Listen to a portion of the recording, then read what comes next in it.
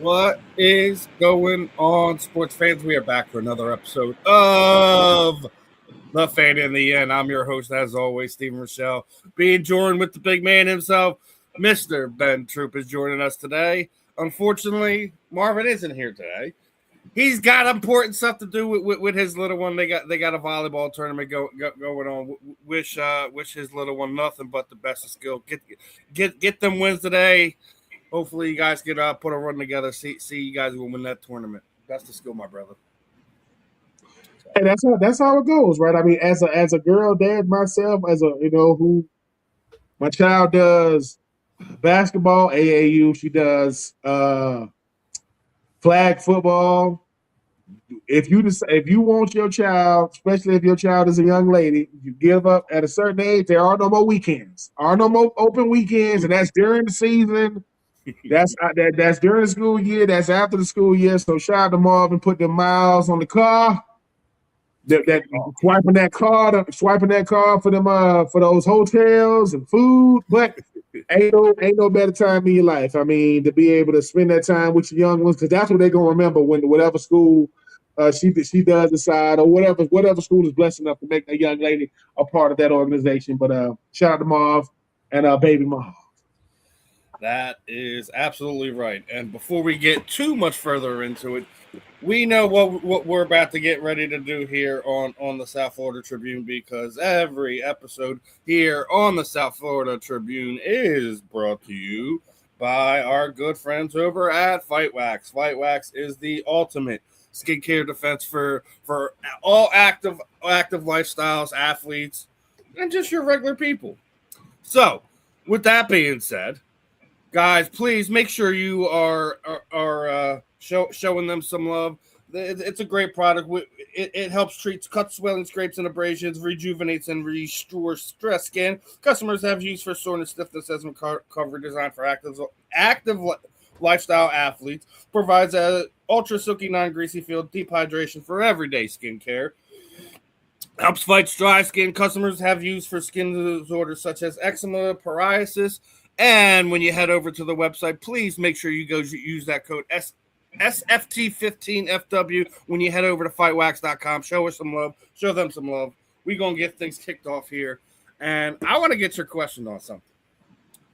I know you're not the biggest MMA guy and all that stuff, but you just had the White House event this past weekend, right? Obviously there was all kinds of stuff going on leading up to it. There was people trying to get the event thrown off.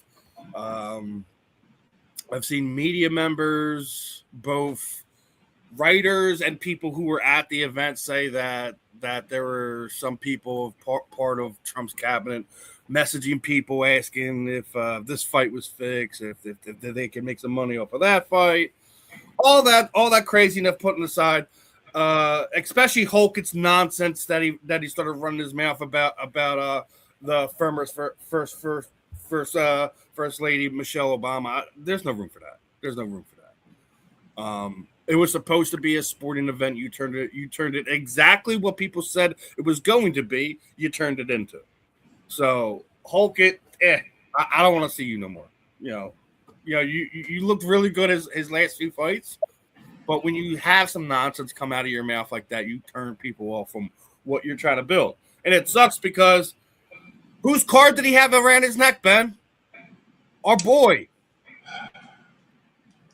Jordan. He made Holkett some cards. He gave it to the president. As soon as he started mentioning Michelle Obama, Trump takes it off and throws it in the garbage. Why are you going to hurt Jordan like that, man? He didn't do nothing to nobody, man.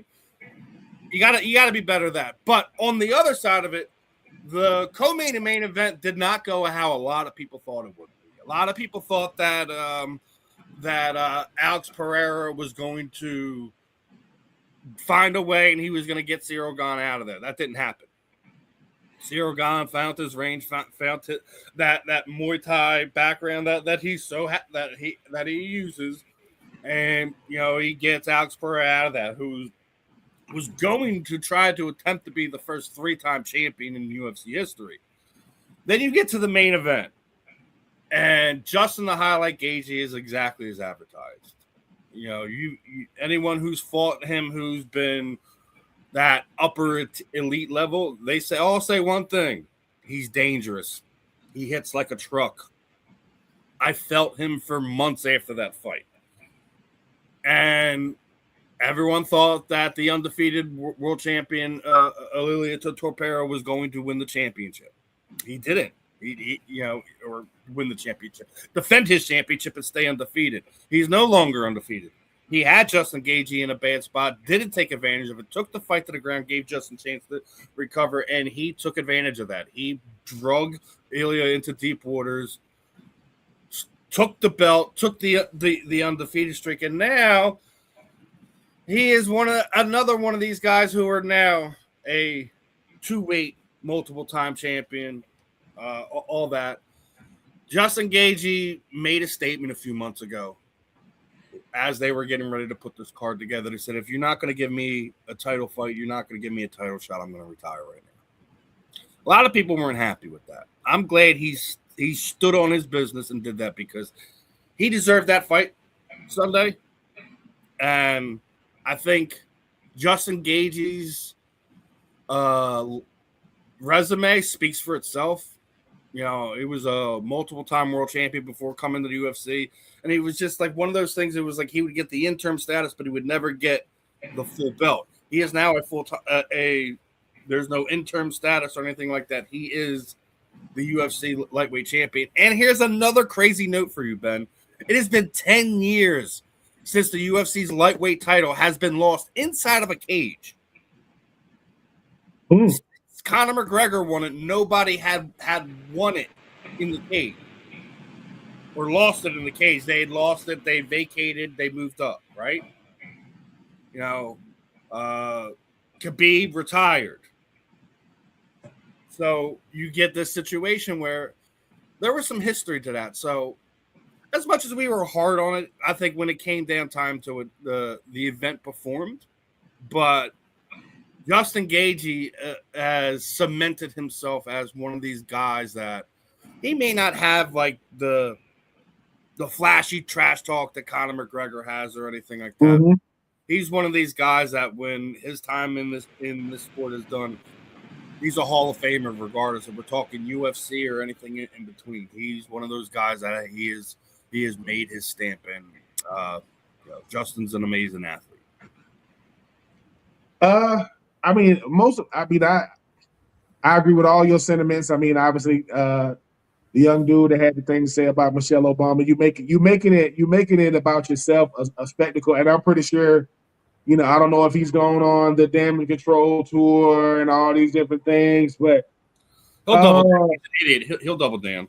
Oh yeah, Dana White and the UFC has cemented itself as one of the best, nothing is going to ever outshine football. It's just not possible. But let's face it, it was going to be hard to put this event on because the first thing they had to abide by is the weather.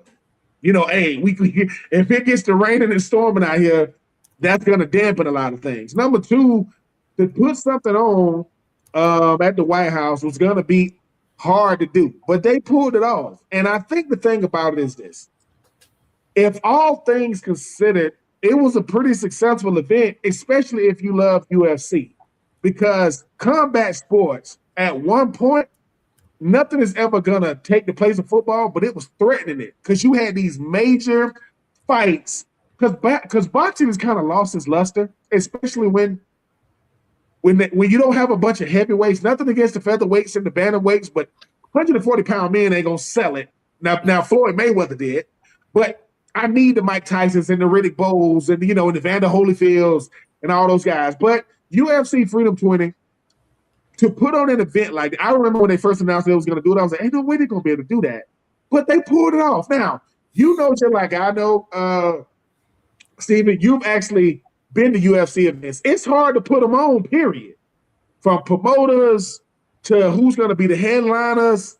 But I just think that when you look at it as a whole, even with the theatrics, it was a pretty successful event because anything dealing with the White House, I mean, we talk about Secret Service. I mean, the president is going to be there. So logistics of it is going to be, forget what you normally doing. Hey, man, Do you remember when Donald Trump went to Game 3 of the finals and people and the workers got to show up at 1:00 and the people with tickets got to show up?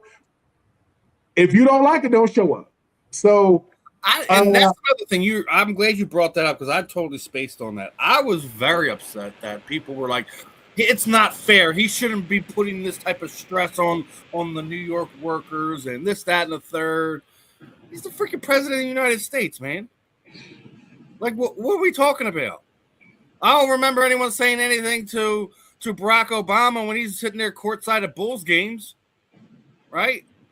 Man, that's his team. He's waited what, over 30 years for them to get back here. Donald Trump is a New Yorker through and through. Like, as much as you can say anything you want about it, he loves New York sports, and he is bluntly honest about it. You know, the fact that you're having Stephen A. Smith saying, "Oh, well, he shouldn't go," then you shouldn't watch it. I get it. It's not something you should do every time. It's not like he went to every game. He picked a game in New York. It's not like they were up 3 games to 1. He's like, I'm gonna show up for this one. No, he showed up before that. He had to go. He was there. People are soft out there. They're gonna find something to always complain about. That is absolutely right, brother. He had to show up. I mean, it's human beings in general. We always gonna find like we want perfection in everything when we're the most imperfect things on this planet. So, I don't care that Trump went. I don't care for the pundits running their mouths about it because some people have to adjust their start time to when they want to go to the event.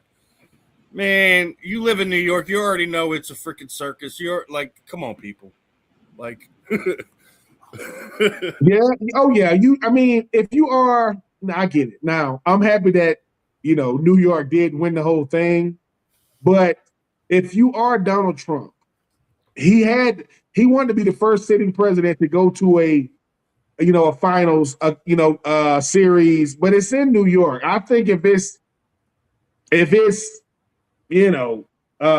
it's anywhere else, he ain't going. Yeah.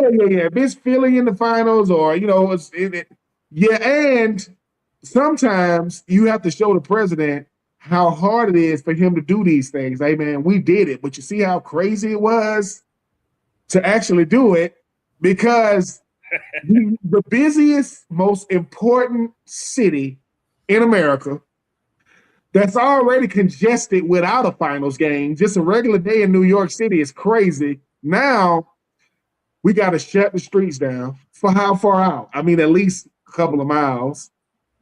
The workers for a game that started at 7:00 got to get there at 1:00. What? Oh yeah, you're gonna really get pat down today. That's more money in your bank account. What are y'all complaining about? That's free overtime because the Trump decided he was gonna catch a game. Yo, guys, we got that extra money. We going on vacation in a few weeks. You should be happy about this stuff. Like, we're in a place where some people are dying for jobs, but we're complaining about having to come to work a little bit early, getting some free overtime. Like, yeah. Well, like you just said, certain things you're not gonna win, right? Like, and like I said, there was a video of I think this is the first time. I think this is Trump's first time as president. He was in Atlanta or somewhere, and somebody saw how many it was all these black SUVs driving by, and people was like, "Well, which one is Trump in?" You won't even know. It's like 100 of them drove by. Like, you won't know. You That's the point. He don't want you to know. Yeah, you just better stay in your house. Like they asked you this. So yeah, I mean UFC, Freedom 250. I mean I think with all the things that could go wrong, you're not going to worry about one idiot saying something dumb about the former first lady. He's going to have to live with the consequences of you cannot let what you feel internally come out in public, because now the public backlash is going to be something. Yes, Dana White came out and condemned it. Yes, even the comedian who was making jokes about it condemned it, because what starts happening is you start saying, dude, me having a dislike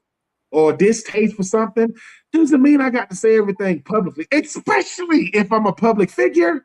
Dummy, don't you know? And the dude, you was a football player at one point in time, so he gets that aspect of it. Yeah.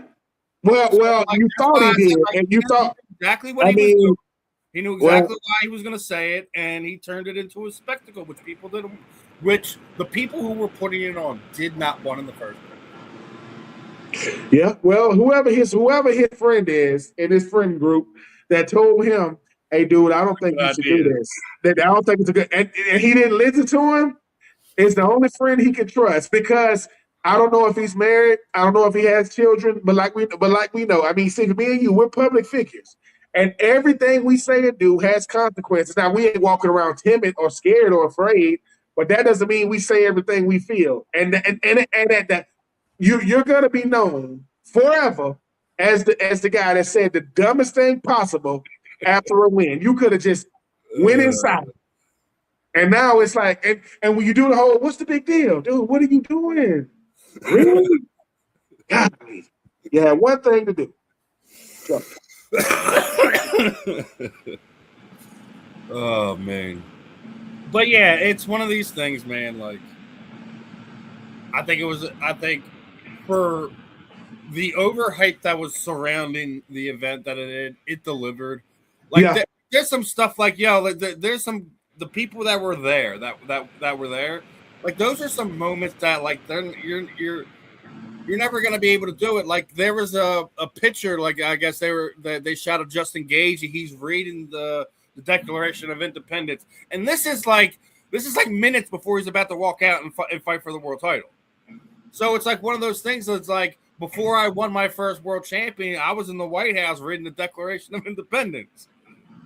Like, walking down the White House steps to go out to the cage, like, being there with the with your Medal of Honor guys, as you're walking through, like, dude, like, those are things that you can't put a price tag on. yeah. Like, regardless of what any of the fighters were, purses, bonuses, etc., were that night. Those were moments that, regardless of if you're a Trump guy, if you're a UFC guy, think about those people that were able to be there. Yep. They're never gonna have access like that again. Oh no. Yeah, that's a. Listen, we got 3 hours. We got to make the most of this. Facts. I mean, I'm just thinking about everything that could have went wrong, and it didn't. And Well, I'm no, not it gonna. almost did. I don't know if you've seen that the FBI reported they stopped 3 different attacks that night. 3. And look, let me say this about the FBI, the police department. They get a lot of flack, right? When they get it wrong, but they get it right, especially FBI. The FBI, the CIA, Secret Service, these people get it right more often than not, because most of the time it don't even make the news. Oh, we stopped the threat before the threat even became a threat. And there are some sick individuals. I'm gonna try to make a mockery of, but the FBI we do this every day, and we know we gonna have some dummies that's thinking, oh, I'm gonna make this about me. Boy, you won't even. We're gonna put your name in the paper, and right before you get ready to do something stupid, you gonna hear freeze. Yeah. Put your hands up. Yeah. No. Oh, yes. This ain't a hunch. Yeah. So yeah, I give every person that has something to do with that event a lot of credit, because you know how it is, Steven. If somebody said, "Hey, man, we trying to do something in downtown Philly," you trying to do what? An outdoor UFC event? Okay. Joe Rogan was completely against it when he announced it. He's like, "Yeah, no, I'm not for this. I don't want this." But they did it. They put it on, and when Dana White started UFC, or however he did it, to see it come to this level, it's like when Elon Musk and them, Elon Musk didn't start Twitter, but Trump is the one that solidified Twitter when he started making Twitter or X. He started putting out his like addressing the nation through X. Hey, I don't got to talk to people directly. I can do it with 270 characters. So these things have gone to another level now. And like I say, I hope that UFC uses this momentum to get back to one. Let's just first and foremost start paying these fighters. Absolutely. I don't want to hear this crying broke stuff no more. Man, we were talking about this a few weeks ago. The WNBA gets paid more. Yeah, I don't want to hear that. Dana White. I don't want to hear that. That's not a fair comparison. They still getting. I don't care if they're getting money from it. If the base salary of the WNBA player is more than the base salary of it to be for a UFC fighter, is wrong. And I get where Dana's coming. Like, I don't know if this guy can fight. You want me to pay him, $500K a fight? You're out of your mind. I get that aspect of it. But let's just say you get through the first contract, right? That's when it should significantly go up, not slightly go up. And a lot of these guys, they don't make it through more than 6 fights. But the guys that make it past that, you should have some incentive scale for them. Now I told you I didn't care about the money. Now, I don't know what Justin's base pay was for Sunday night, but I can tell you what his bonus was. It was $825,000. Woo! He almost got $1 million bonus from that fight. So now we're just talking about that in that aspect because of how that all plays out, but that's just Justin Gaethje. What about the guys that lower in the food chain? What about the Bo Nichols? Obviously, he probably gets paid more than most. What about Kyle Dawkins? This is his second trip to the UFC. These guys shouldn't be fighting for 10 and 10 and 15 and 15. No. Not at 20. Listen, not at 20. And I don't know how the UFC works. I don't know how if they got a union and all these different things. But Dana White, there's no union. They are subcontracted employees and can be fired at any moment. They have jobs. They have less job security than the 54th man on a football roster. Yeah, I mean those guys got it rough. That's a travesty. That is a travesty. If you're going to move or going to get cut or they're going to move on from you. Then what about what happens to some of these guys, right?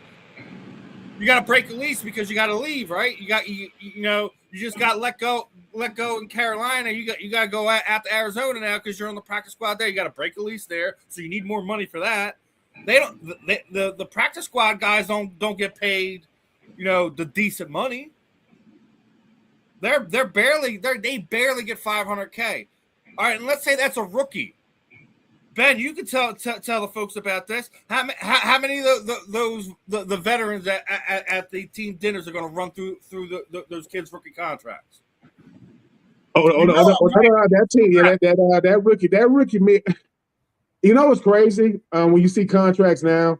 Obviously, contracts have gone up because the money has gone up. Yes, but it's like this, Stephen. It would be like saying, "Hey, man, you mean to tell me that this millionaire don't live over here in this $1,200 a month apartment?" No, they don't. No, you usually live according to how much you make. That's any and everybody. I mean, and so and here's another thing that people don't want to factor in. If Stephen Rychel gets drafted, you draft his whole family, especially if I go from a have-not to a have-got. Now, when people start saying, is that fair or unfair? Well, that's just how you was raised. If you grow up and you love your parents, you had loving parents, you love your siblings, you got loving siblings, you trying to help them out. It ain't something, and most people are trying to get to that second contract. So if you're a rookie, you saying, hey, I'm trying to learn how to get used to money, wait on my second contract, and I'm going to look out. Well, what if you got a family, you one of 6 kids, one of 10? So it's a lot of factors that factor into it. But the fact that in 2026, UFC fighters are still, because the one main thing that you hear about these UFC fighters is, man, the pay, man. What do you mean? Like, I want to win my fight. Then I want to have fight of the night so I can get, fight of the night, knockout of the night, submission of the. It's fucked up, and I don't curse a lot on here. That you have fighters going on social media and begging fans and everyone else so they can get ancillary bonuses, performance bonuses for their wins, because they're borrowing from Peter to pay Paul just to get through training camp. So it's one of these things where it's rough, and especially for me, like, dude, combat sports is where I started becoming like a quote unquote journalist, media member, whatever. So it's a little bit more significant to me because I've interviewed a lot of these people. I've talked to a lot of them off of the media side of things. So it's like you want to see them be successful and live an easy life because they put in a lot of the hard work, and people they really don't get it. They really don't. I don't know how true this is. I just looked up Dana White's net worth. They say his net worth like half $1 billion, $600 million. This is the messed up part. So Dana's no longer the front face. He's not. He's just a figurehead. That Hunter Campbell is the guy that does all the matchmaking. He does all that stuff now. That was the point of bringing Hunter in, because he was supposed to take Dana White away. Dana White loses more on a gambling table than some of those fighters that I was just telling you about make their entire professional MMA career on one night, just because he decided that I want to go crazy at some blackjack tonight. Yeah. I mean, like freaking $15 million on the blackjack table. I mean, a product. Here's the thing. Well, here's how UFC has gone to different stratospheres. When you have to move over to Hunter Campbell, when you have to say, "Hey, I've done my part as for what Dana White has done, but I want my sport.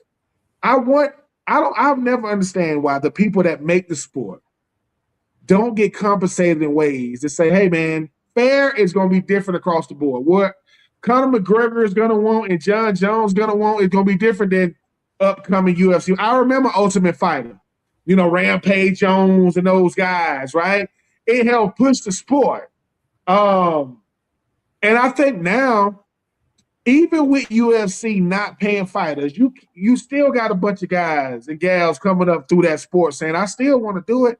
And I know I'm taking a gamble, but it's what I do. I knock people out. I put people in submission. Everything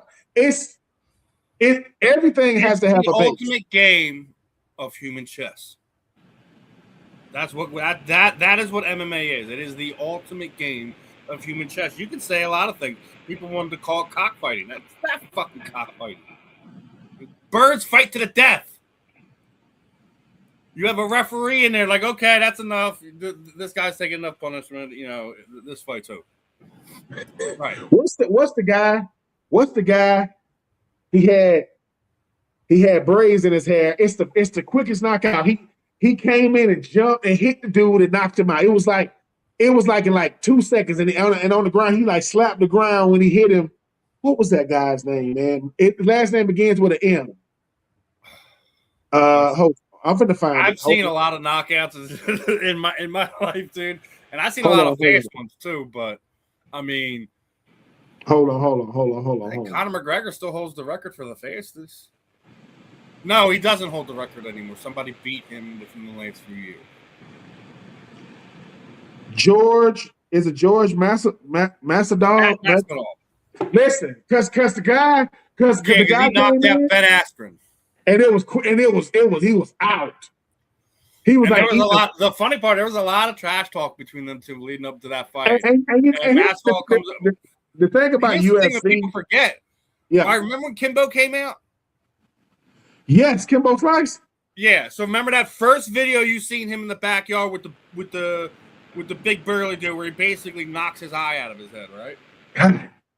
So what people don't remember is the entire video. There's multiple fights, and there is a young Jorge Masvidal doing his first backyard fight before he ever even had a MMA fight, a boxing fight, or anything like that. That's how OG Jorge Masvidal is. It's addictive, man. I always say this about UFC. It's one of the most addictive. It's combat sports. I mean, and you got your headliners, right? You got your headliners, but I think it's it's such. everyone that makes the card. It's not just who your main event, your co-main event, your champion, or anything like that. Everyone makes it. Yeah. Everyone makes those event specials. From the first fight of the night to the headliner of the undercard, all that stuff. Like you need all those fighters to perform. Yeah. It was definitely I think it was a good night for Americans. It was a good night for the event, but we've already spent 30 minutes on this. Holy. So I got one for you, and I'm going to do the thing that I know Ben hates. I'm going to make you choose. Uh-oh. I came across this post, and oh man, I got to get your thoughts on this one.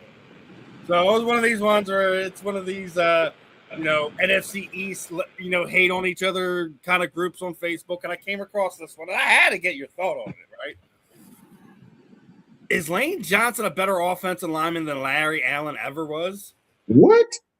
Now, listen, we already know Larry Allen, he moved houses.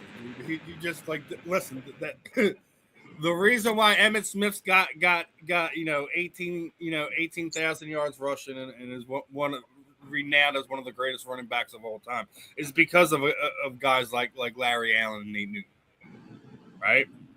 Mm-hmm. Lane Johnson is special. Yes. But they don't play the same position, so you have to grade this totally different, right? And let's just say that I think Lane has probably faced the better of the defensive lineman pass rushers in his career over what Larry Allen had to face. So I'll kind of give Lane the edge there. But he just, I don't know if it's either the championships or just, what Allen did with his career, because he didn't even stay in Dallas when everyone thought he was done. He went to San Francisco for a few years. He did what he had to do. Regardless if it's Larry Allen or Nathan, I think that it's subjective. It's so subjective because, let's be honest. Any of those names, Lane Johnson's a first ballot Hall of Famer. You can argue with me all you want. You can say I'm a homer all day long. He, not only that, you know how smart Lane is? Like, he literally almost by a millisecond gets called for false start almost every play. He has everything timed out so perfectly what his team does. He literally jumps and gets that kick out before most of your pass rushers even get out of their initial, burst. Lane's already got 2 steps on him. So to be that in tune with your quarterback, your center, and the rest of the offensive line to basically legally cheat, because that's basically what he's doing, right? Mm-hmm. You have to know the game, and I think Lane does that. I think like I said, I think he's a first ballot Hall of Famer. I don't know what it is, and I don't know if it's because of Dallas or not. Like, I don't want to put him there, but I still feel that Nate Newton's the better offensive line. Lane is a Hall of Famer. There's no question about that. Yeah, I believe Lane. Lane is my guy, and I got some sentimentality to it. But as I said, we don't talk BS here, and as much as I love Lane, I can't do it. Lane Johnson. It shows you. Okay, Lane Johnson in the last 2 years has caused controversy. He ain't done nothing. First, it was him and Penei Sewell, and then the numbers came, and then it didn't go on Penei. What worked in Penei Sewell's favor is Detroit Lions playing well, and he's really, really young. Got it. That doesn't mean he's better. When people start comparing Lane Johnson to Larry Allen, that actually lets you know how much respect people have for Lane. Larry Allen is considered, Larry Allen is considered by some to be the greatest offensive line, some offensive guard. I know Hannah is up there. but it shows how consistent. Larry Allen is the best offensive guard we've ever seen. Yeah, I've seen John Hain. I think he was great. He was fantastic.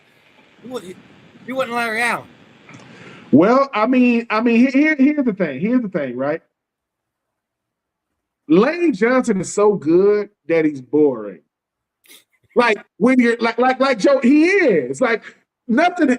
The only way Lane Johnson makes headlines is if he says something or somebody don't like the fact that he's not.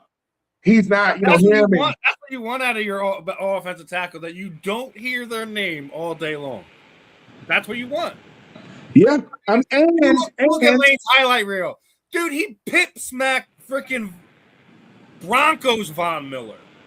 Let me make that clear. Broncos Von Miller. Micah Parsons hasn't even registered a pressure against him. Yes, he's a. When people go, okay, this is what people need to stop doing. There are two offensive linemen three. For the Eagles that will always stand out. Well, four. I'm sorry. Jason Kelce, Runyon, Jason Peters, and Lane Johnson. Like Lane Johnson to me is any era O lineman. You can stick him back in the day. He's gonna be nice. Because listen, he doesn't care about anything but protecting his QB. It doesn't matter who's behind him. And when people start saying, you compare Lane Johnson to Larry Allen, look at the consistency. What? Been to 2 Super Bowls, won 1, can play the next 5 years because he's technically sound, and you don't hear from him. You don't hear a peep. You don't hear anything. Like nothing. So I love the fact that Lane Johnson is finally getting his flowers, because people don't fully understand how incredible of a football player he is. Mm-hmm. His work week is crazy. And he's the type of offensive lineman. He goes, look, he lives out there on like a ranch or something, in the woods or something. And he also created the off-season program for all the offensive linemen called the offensive the O-line masterminds. Like the tight ends get together. Yeah. He does the same thing for the linemen. Him, I forget who the other two current linemen are, but like Lane founded that. So not only is he one of the guys that's in the conversation as one of the best right tackles of all time, but he's doing more to give back to the future guys that are eventually going to be your future Pro Bowlers, all Prolers, multiple time Super Bowl champions, etc., etc. So I think it puts him in a special area.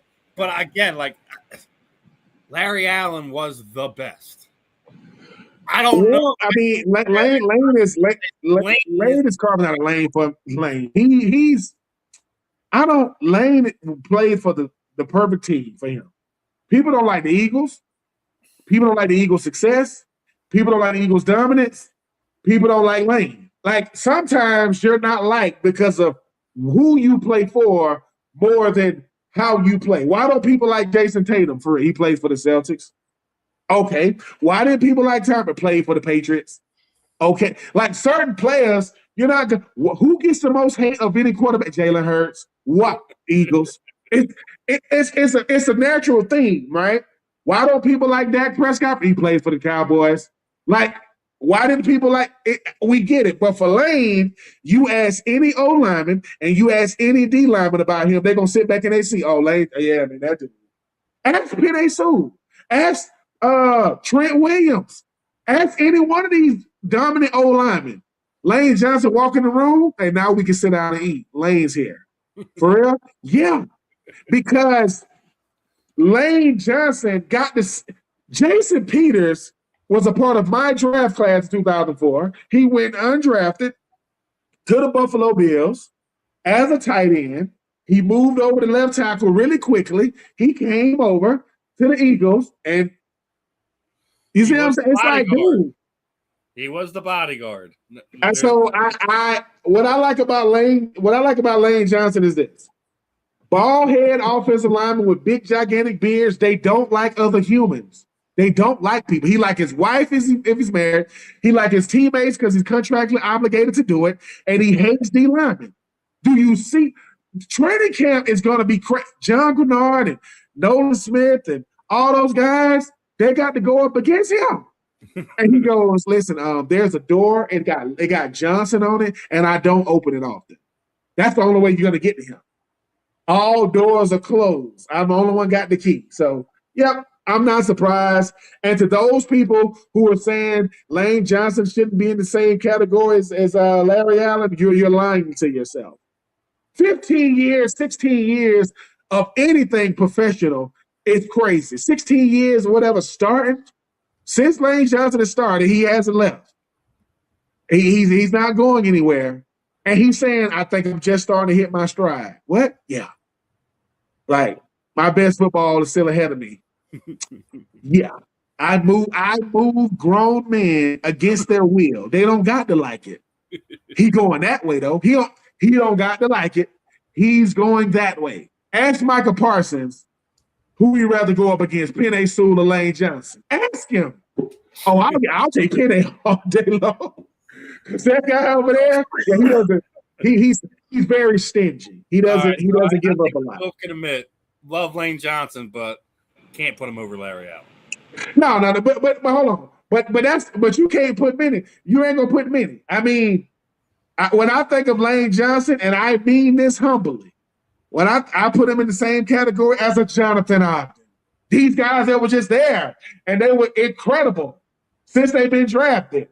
Lane. When the Ravens' first two draft picks were Jonathan Ogden and Ray Lewis, how did those two guys end up? Those bums. Oh, okay. Lane Johnson is in that category because, number one, for the same squad. Top 5 pick. I'm here. Yep. Like the guy that had the dog mask on. Who gonna say something to him? Nobody. Listen, Lane had the German Shepherd mask. Bo Allen had the poodle mask. Hey, and I guarantee you, whoever sold those masks sold out. Thank you, Lane. Thank you, sir. Not only that, you got to think about it. Anytime those two do a signing in Philadelphia, you know those masks are going to be available. Of course. He's a man amongst the people. If you think of what Philadelphia is as a city, as a sports town, it's Lane Johnson. I'm gritty. I don't care if you don't like me. In the words of T.I., yeah, they don't like me, but they won't fight me. They don't like me, but they won't fight me either. I'm just telling you, you can say whatever. Yeah. And here's the thing, Lane is a big human. So when you see him in public, you will be like, just got married. Lane is going to be in a special place in this city. I think a lot of people love Kelsey more because of the Super Bowl speech, but I think the longevity that Lane gave you, when he retires, everyone's going to be like, oh, he was that good. Yes. You're gonna start hearing that right tackle's name get called a whole lot more. You're like, oh, that's how good Lane was. Okay, now I get it. But want to move on to the next one, right? And we were just talking about moves being made and things of that nature, right? Before we came on. Look at the current list of available free agents right now, right? You got Taylor Deckner, Stephon Diggs, Joey Bosa, Deebo Samuel, Kane Robinson, Kevin Zeigler. I think Cam Jordan just signed. If I remember. Yeah, he re-signed with the Saints. All right, Janu Smith, Bobby Wagner, and the Mekhi Becton. Woo! So here's my question. Obviously, I don't think Wagner or Deebo's going back to Washington. Let's be honest with that. But I think both of them will be on a team before we hit training camp. Where do you have any potential destinations where you think any of these guys could end up? I mean, obviously, Tyreek Hill isn't on the list, but probably should be. Yeah. I I still think Tyreek Hill is going to be in Kansas City by week 4. This That's my list, personal opinion, but I could be wrong. We'll see how that plays out. Bobby Wagner is going to be on. Bobby Wagner is going to make somebody's team. Stephon Diggs. If Stephon Diggs is my choice to go to Dallas. I think that's Stephon Diggs, if he didn't have the baggage that came with him, somebody would pick him up. Deebo Samuels, I think, is going to be the wild card for this reason. Deebo's best years are definitely behind him because when he was in that Kyle Shanahan, somewhere like Chicago, San Diego, something like that. I think Joey Bosa is going to have to start staring in the mirror of reality. Because he had a good season last year. He wasn't hurt. He wasn't hurt. He's more of a third down guy now. He's not an every down guy now. Yeah. He's the guy you bring out with your NASCAR package where you just but Kai Becton, I think he's looking saying, dude, I should have never left. He just wants to invite the Eagles training camp so he can see if he can win his job back. And here's the thing about, I think Tyreek Hill is destined to be I think he's going to be in Kansas City. I just think they're going to find a way to bring him in because they seem to be the only team, one that could keep him, within the confines of what they're trying to do. Eric Bieniemy ain't going to baby him. He going to say, look, you still got something left in the tank, but we trying to get what you got left.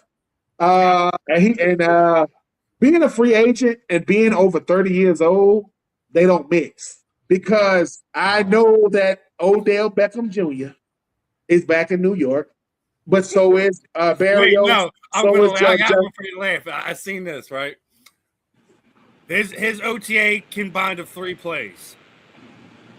A deep ball, drop pass, and a hobble off the field. That was the first 3 plays of OTA. Now, I don't know if whatever he nicked on himself is going to be a prolonged thing, but if the start's going to tell me how this is going to play out, if I'm New York, I'm looking for another wide receiver. Well, Deebo Samuels could definitely find himself in New York for this reason. Here's the thing about Odell Beckham Jr. The camera guy loves him. He gonna look real good in warm-ups and doing the one-hand catches. And here's the thing about Odell that Odell doesn't want to come to grips with. Dude, you older. You're not as quick as you used to be. You're not as fast as you used to be. You're not as dominant and explosive as you used to be. These DBs are saying to themselves, man, I grew up watching you, man, when you had the blonde hair and everything. Then you went to Cleveland. Then you went to the Rams. Then you went to the Ravens, right? It's like you've been on a lot of teams lately. And Harbaugh is trying to get that old thing back with him, similar to Mike Vrabel and A.J. Brown. The problem is A.J. Brown is still in his prime. And Odell, ever since your hair went from blonde to black, you've been regular. And I'm not saying it's because of the blonde hair. I'm saying just like you. It's like this, Stephen. Football is a type of sport. You have to do it consistently to get better at it. This taking years off, and I'm going to be all right. If I see another one-handed, how many one-handed catch? He had one-handed catch. He had that one-handed catch on, against Dallas on Monday Night Football. They lost that game. They lost.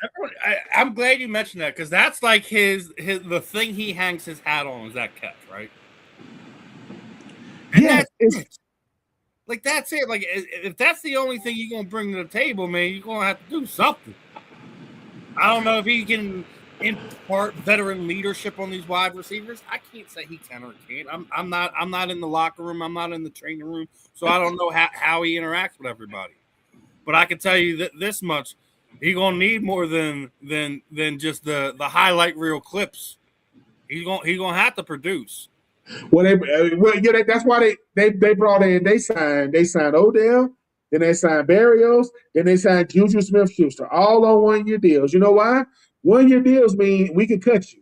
That's no guaranteed money. That's no signing bonus money. We got Odell Beckham, who he got that last hurrah. We got Barrios, who's a slot receiver, and we got Juju Smith-Schuster, who's a TikTok star. He wanted to dance. He wanted to do All this before the game. All three of those guys not making the team. And for Odell Beckham, unfortunately, your resume is what they hoping they get. He's not that anymore. He's not. He's getting the resume, that's for sure. Training camp will be interesting. And Kayvon Thibodeau, I know you come out and say, "Hey man, we got so much talent, we don't know what to do with it." Who cares how much talent you got? You ain't got Dexter Lawrence. So Brian Burns is going to see what life is going to be like not having a stud next to you. And Kayvon, you might be the odd man out. Abdul Carter, he got to stay out eggs. So we're going to see how all y'all gel together. But y'all still ain't beating the Eagles. You probably ain't beating Dallas. Probably going to be the dogfight against the Commanders. So we will see. We'll see, yeah. I mean, obviously a lot of hype in New York right now with free agent moves and all that other stuff, right? Yeah. But I want to get your thoughts on this. We talked about it last week, right? With the whole what was going on with AJ and what he said, what he wrote on the locker room wall after leaving the building. Did you hear he refused to elaborate on it? The New England press had got. Who wants you to elaborate on it? All right, so remember he went back to NovaCare Complex to kind of get all his personal things, say his goodbyes. Yeah. So he wrote on the wall that he was basically the greatest wide receiver in Eagles history. Right? So the New England, yes, exactly. You're doing what I'm doing. So the New England media asked him to elaborate on it, and he was like, basically, I'm here now in the present. I'm not going to address any of that. I'm not going to answer this, blah, blah, blah, blah, blah. So, obviously, Asante Samuel had to enter the chat. Here we go. And basically calls him out for lying about leaking stories to the media, talks about his jealousy towards Jalen Hurts. And here's the thing. The jealousy wasn't even towards Jalen either. The jealousy wasn't even towards Devontae Smith because, we already seen a few times last season where there were just some questionable things that AJ was doing. But remember after the Super Bowl win, when everyone was doing the Coupe thing, right? And then AJ Brown had to come up with something for fans to engage him when he made a big play. And that's when the whole AO thing came. So, Seth Joyner's right. He is the epitome of a 21st century wide receiver. I think whatever happened in his past, his trust issue, just plays so much into that he just... I think he's not going to get through stuff like this until he's done playing football. Nope. There's some guys we just don't get it until later in life. We don't. And I think AJ is going to be one of those guys. He's going to have walls up. He's not going to trust people. Things are going to trigger him. He's going to respond in not the proper way. And that's what you're going to have to deal with AJ Brown. But let's also remember when dealing with A.J. Brown, you're going to still be dealing with a guy that's capable of 1,500 yards, 10 touchdowns a year, 80 or more receptions a year. You're still going to get production out of him for at least 2 of the next 3 years. You have him under contract. So Patriots didn't completely lose out on it, but Mike Vrabel better not be worried about what's going on in his personal life because he's got a situation that he needs to get both hands around. And if he's dealing with Diana Rossini or his wife or the media and then also AJ Brown, he going to get burnt out real fast. So I'm going to be interested to see how Asante the Patriots this season, because we obviously know he's got horses in both of the races. He's a lifetime Patriot. He's an Eagle. All that good stuff. He's got love from both sides. So it's gonna be interesting to see where his takes land on it. But the fact that he already called AJ out kind of tells me where he's leaning towards. So I just gotta say it like this: You're not the best wide receiver that ever played in Philadelphia. You're definitely top 5 without a doubt. There's no argument there. There's nothing to argue there. Not better than Terrell Owens. Nope. Nope. Not better than Harold Carmichael.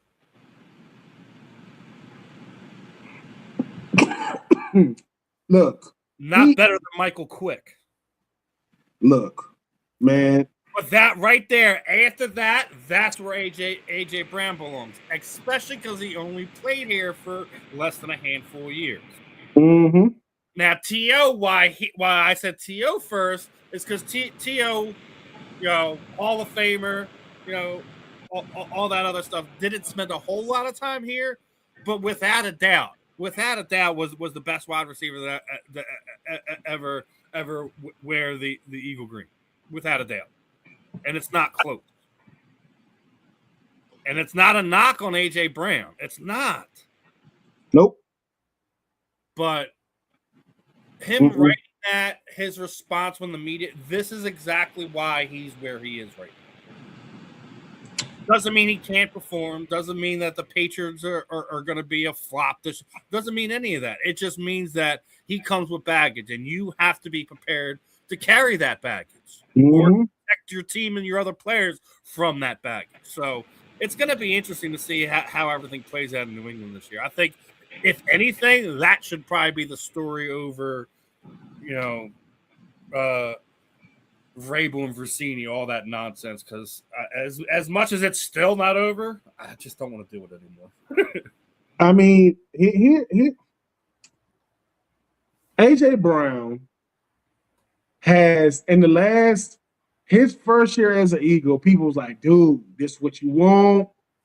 Okay. That year. You know what I'm saying? It's like this dude was, he had already, I mean, people knew who he was coming from Tennessee. He had grown men crying on the freaking bench because they didn't know what to do with him.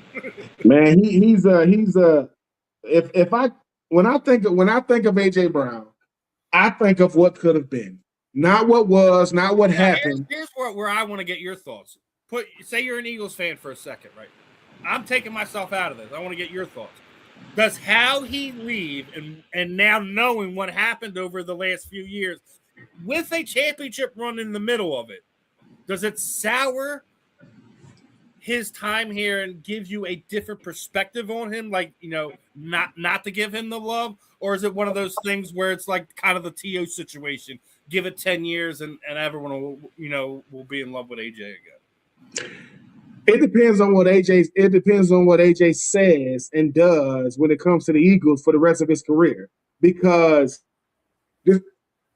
I take CJ Gardner-Johnson. I believe people are gonna forgive CJ because CJ went to the ring ceremony and he could make amends. He did kind of like the podcast. He ate his crow to his team. Exactly. He understood when he went on the pivot, and he really got to say, man, I love those dudes, man. Like, I could never say, you know what I'm saying? It was a misunderstanding. With AJ, it was, once it started, it didn't stop.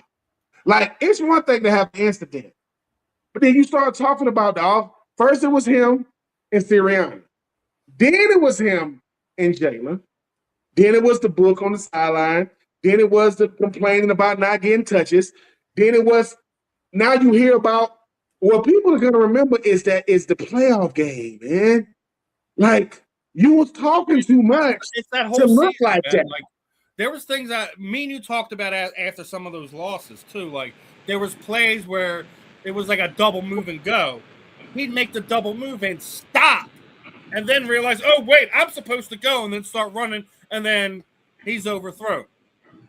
He gave up on that team before the season started.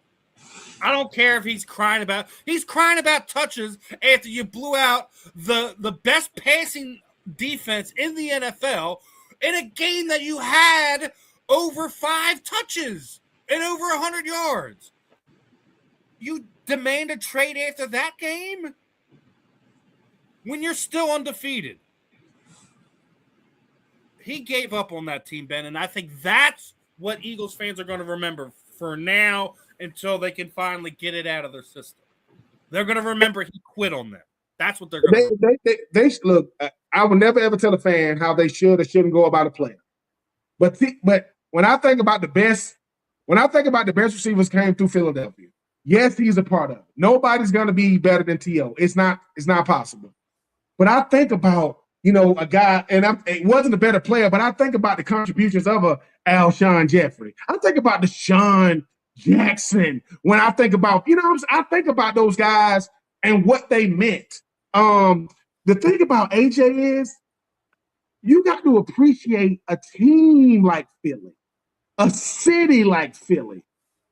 Like you got to, because he's talking about, oh God, I'm in New England. Oh God, stop it. Stop it. You're not doing that for real. You're not going to have calling his mom and all this other stuff, man. A Philadelphia media member said this, and he's like, he wanted to ask AJ just this question. Did you call your mama after you won the Super Bowl and do the same thing? I don't think he did. It's when you start talking about dynasties, which is something we talked about before the show, Steven. With the Eagles, right? In a few minutes. It's coming. It's just saying, when I think about AJ, I start saying T.O.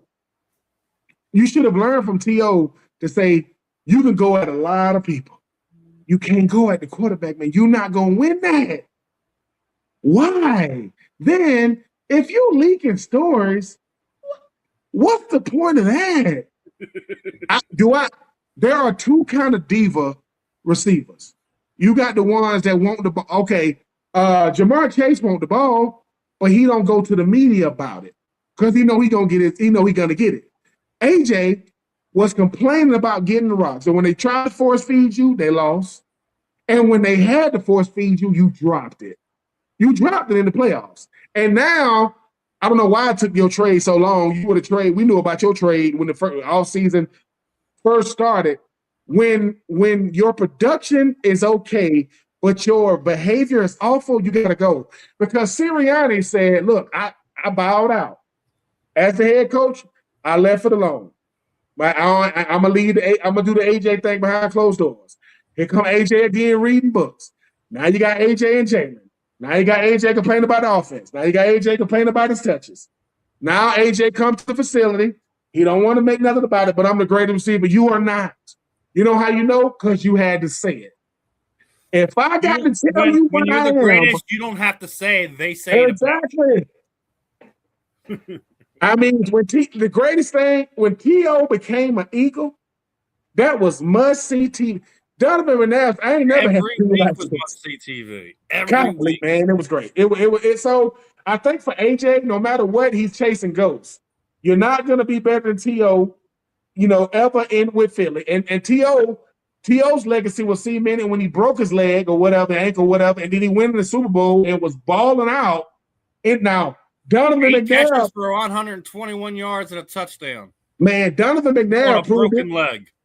Donovan didn't have to prove his worth, but the game they needed to win, he didn't play in it. That was the NFC Championship game, and they won that thing to go to the Super Bowl to play New England and lose. AJ, you are headed to New England. You think you're going to be a better receiver than Randy or Wes Welker? No.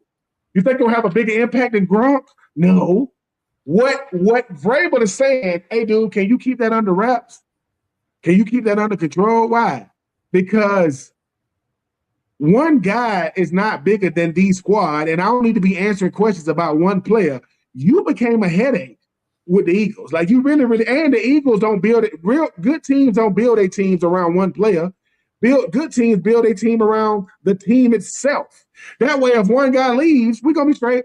Devonta Smith, the same thing he had to do in college is what he had to do in the pros. When he first got to Alabama, right? They had Jerry Jeudy, right, and Henry Ruggs, right, and John Mechie, and all these guys. He ended up winning the Blendercoff. He ended up winning the Heisman, and he just bowed his time.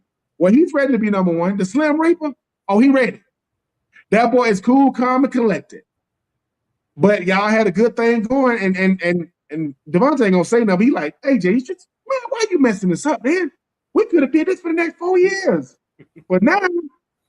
I'll say and watch it end up being something crazy. The Eagles versus New England in the Super Bowl. And Quinn Young and Quinn Young and I hope that's not the case. I do. I hope it's Buffalo or somebody like that, dude. Like, man, Quinn Young gonna look at AJ and say, "Give us Denver, somebody man, like that, dude." I don't want. Listen, if Quinn Young Mitchell meet AJ in the Super Duper, he gonna say, "Boy, you should have kept it quiet, boy." What you mean? Yeah, that ain't over here, man. It's AJ Brown is gonna be the big. When everything happened with T.O., I said, well, hopefully that'll never happen again. Because that was a weird situation. And obviously T.O. forced Big Red's hand. He forced Anthony Reed's hand. Andy's obviously going to pick, Donovan McNabb. And Sirianni was like, dude, you making this easy, AJ. Why? Because you're doing something every year now, every offseason. Why can't you just play? What's the problem? You're a champion. That ain't enough. We're trying to give you the rock. That ain't enough. Well, I want to get my touches. Win or lose, I want to get my touches. You don't want to win and I get you. Nope, I'd rather lose and get my touches. Well, that's what we're gonna do. If we get you touches, we're gonna lose. So, but Jalen is saying, hey, I'm gonna just go out there and do what I normally did. Oh, what's up, Hollywood Brown? Oh, what's up, Lemon? You know what I'm saying? Like, you think the Eagles are gonna miss AJ Brown? No, AJ Brown's gonna miss the Eagles. Because how long is it going to take in New England for it to get bad? And here it is. Finger pointing. It's going to happen. It's going to happen. And since you're talking about Donnie Mack, did you see the announcement that the McNabb family had this weekend? Yeah, I mean, where's son going? UNLV. Nice. Donnie McNabb Jr. is going to UNLV. Okay. Another great Eagle that went to the UNLV. Oh, that was Randall Cunningham. Randall Cunningham. I mean, I'm happy for number one.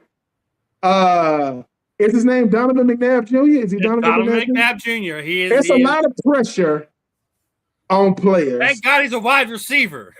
Okay, there's a lot of pressure on players to have these famous last names, but when you got your daddy's last name, now, if you are Cam Newton's son, when they ask Cam Newton, why would you name your son Cam? He's like, well, I wouldn't want to put that much pressure on my son. And so what is your son's name? His name is Chosen. Okay. So you didn't name him Cam, you named him Chosen? Yeah. Okay. That's not pressure.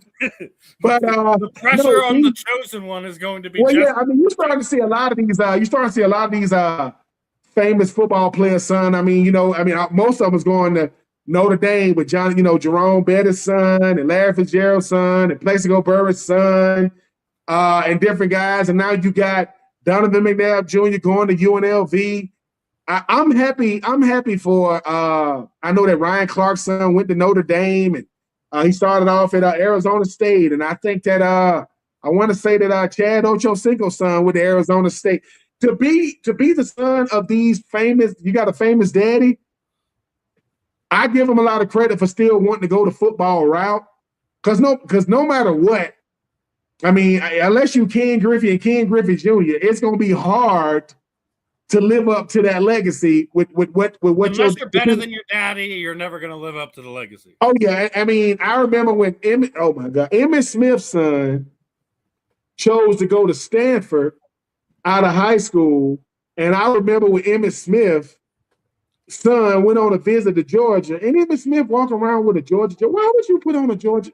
You don't got to do that, Emmitt. Like, just go there. Why you got to put on the Georgia jersey, boy? Anyway, it's not even go there.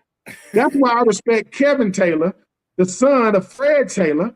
Both went to Florida, right? And I think Kevin Taylor is up for the Florida-Georgia Game Hall of Fame. His daddy is already. And for those you want to check the stats on high school, the number one, the running back that got the most rushing yards in high school is Derrick Henry. Right behind him is Kevin Taylor, the son of Fred Taylor. So them boys doing it down there in the state of Florida. But yeah, shout out to Donovan McNabb Jr. going to UNLV, the home that Randall Cunningham and Steven Jackson, the running back, built.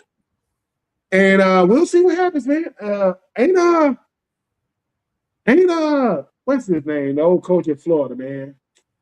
Dan Mullen. Ain't he the head coach out there? I got to check. I think he is. I'm not sure. I think you're right, though. Dan Mullen.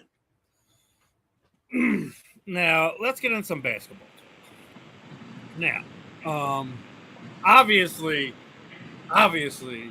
the New York Knicks are this year's world champions.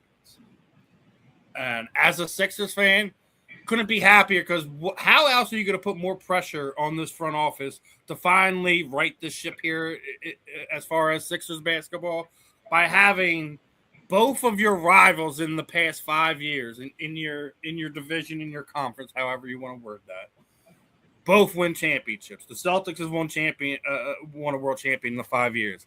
The Knicks have won a world championship. They've been to multiple NBA finals while you've been to one during that time period. So I'm happier for them for that, but that was a great series. Some of the stuff that was going on that I think Stephen A was talking about it. The lead losses for the San Antonio Spurs. That's something they can fix. In each of the 4 games they lost, they had double-digit leads for. So, if you're a San Antonio Spurs fan, don't hang your head, my friends. Y'all got a bright future. Think of this as like the beginning of the pop era, you know?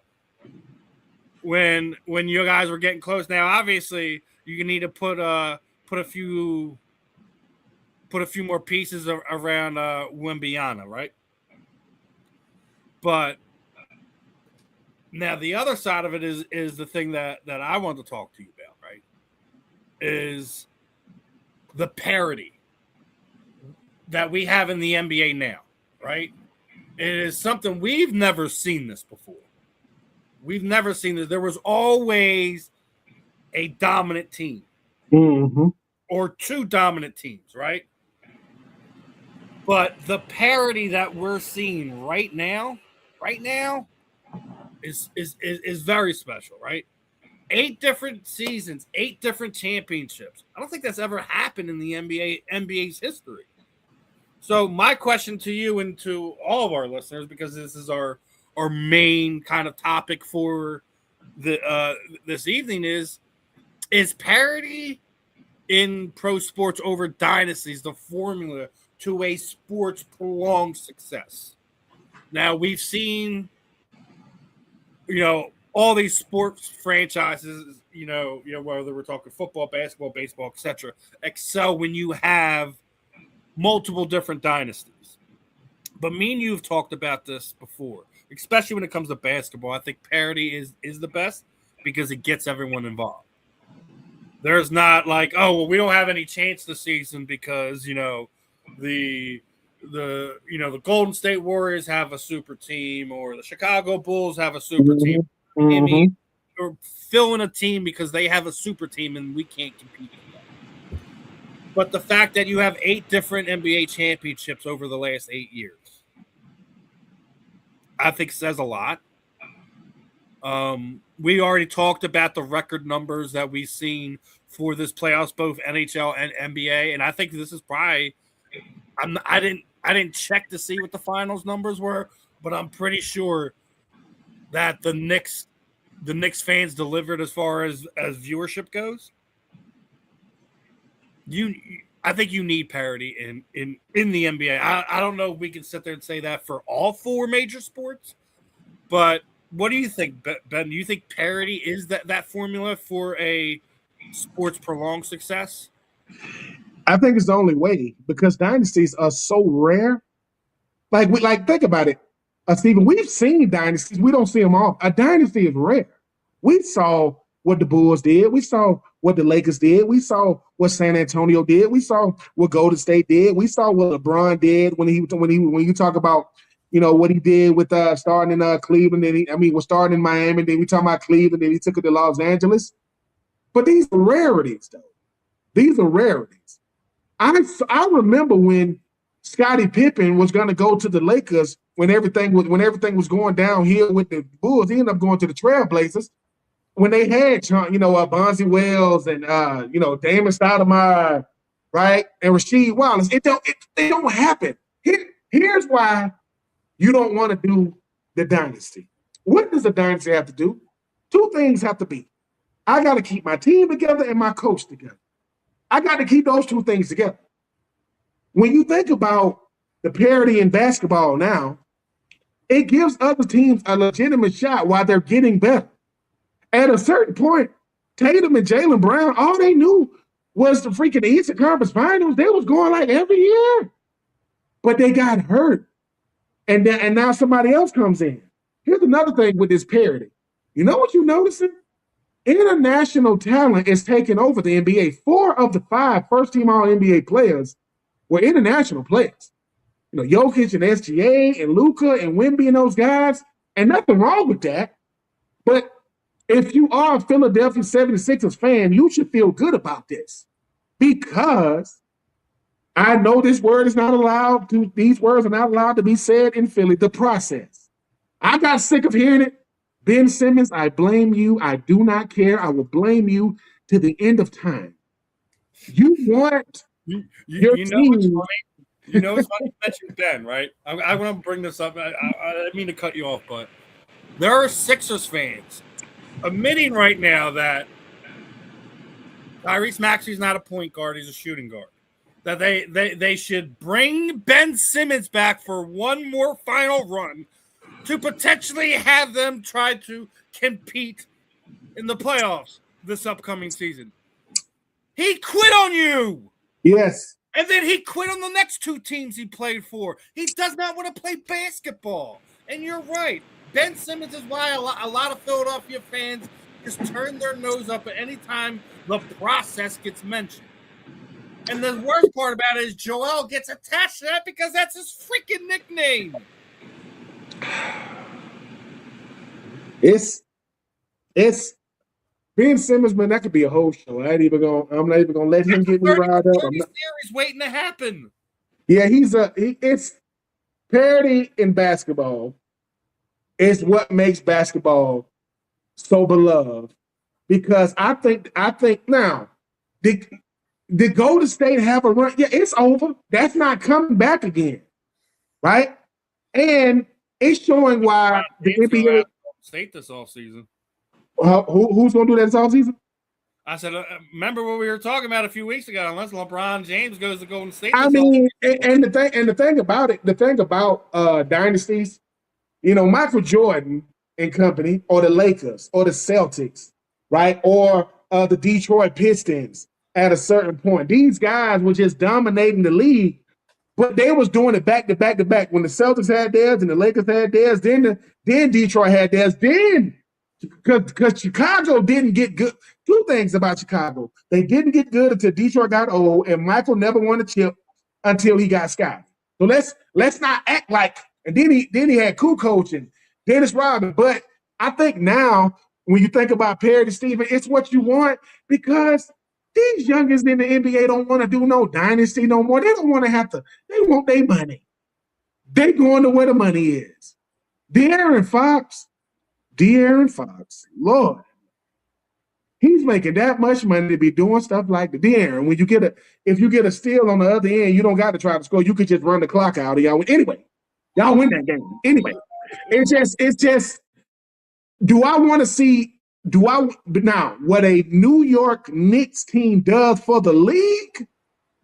It shows the league, hey man, we just got to put it all together for 1 year. Because a chip is a chip. I mean, Chauncey Billups and Rasheed Wallace and Ben Wallace, they only won 1 time with Detroit. They only won 1. And Chauncey Billups was the MVP, right? They can talk all they want about Dirk. Dirk won 1. Dirk did beat Miami. They won 1. The Knicks may never win again, but they got him 1. They got him 1. So if they had a special team, I think they could potentially. They'll be back. They'll be back just because. Dude, how does this happen? How did the New York Knicks basically have the Villanova Wildcats as 3/4 of their starting 5? They won 2 national championships together.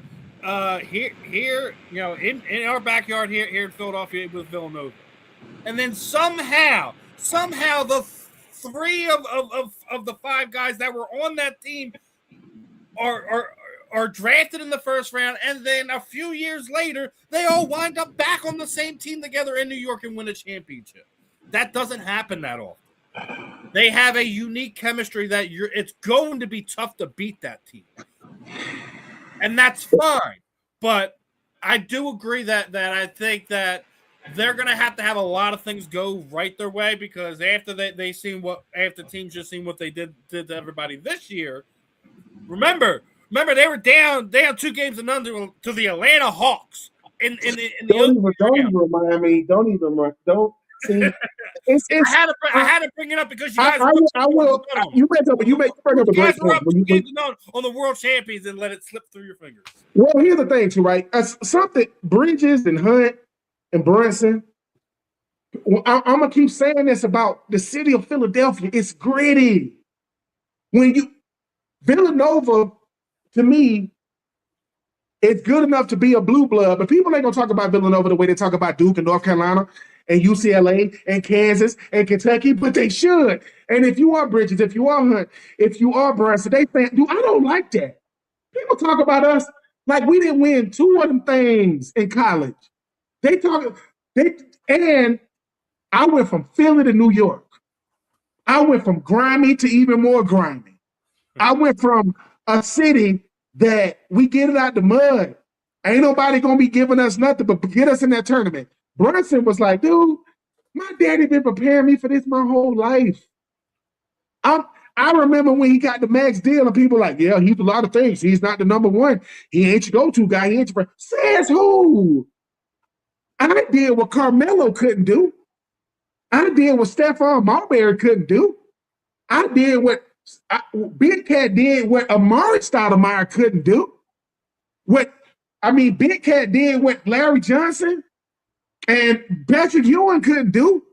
The big three used to be what? Larry Johnson, John Starks, Patrick Ewing. Now you got Big Cat and Brunson and Bridges. And I don't like when people just say, well, they got lucky. No, you wanted it to be Wemby because you wanted the face to be Wemby.